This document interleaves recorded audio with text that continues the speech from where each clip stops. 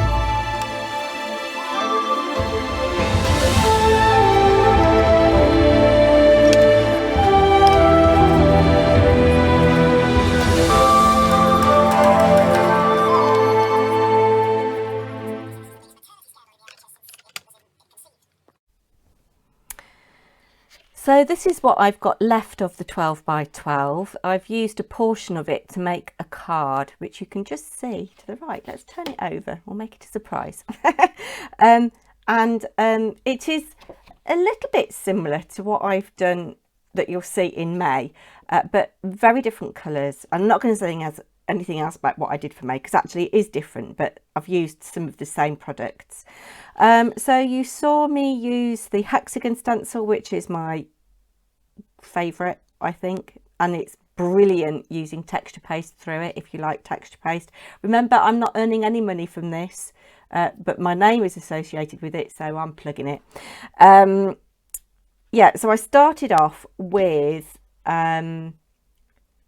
mustard seed, carved pumpkin on an acrylic block, spritz with water. You saw me do all that, and got my little signature speckles that I like, and dabbing it with kitchen paper just takes some of that colour off.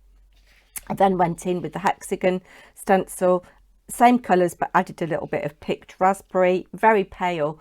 I didn't add any ink to the brushes. There's ink on those brushes, and then a little bit of the crackle stamp in mustard seed, although that's quite orangey rather than yellow. Perhaps I should have used squeezed lemonade, and then a little bit of the script, and then a little bit of the tiny fern in picked raspberry. So just bright pop of colour. And the reason I went for this really is March is a brilliant month, isn't it, for things starting to come into flower. So we've seen lots of daffodils and crocuses, and I've seen insects, I've seen butterflies, I've seen bumblebees. So it's brilliant for that. So that was my kind of thinking behind why I've chosen what I've chosen for March in particular. And then here's the little card I've made. It is just a 5 by 5 card. And I've just used a portion of the background. I think that's 4.5 by 4.5. And then I used the big bee backdrop and just cut a section of it out.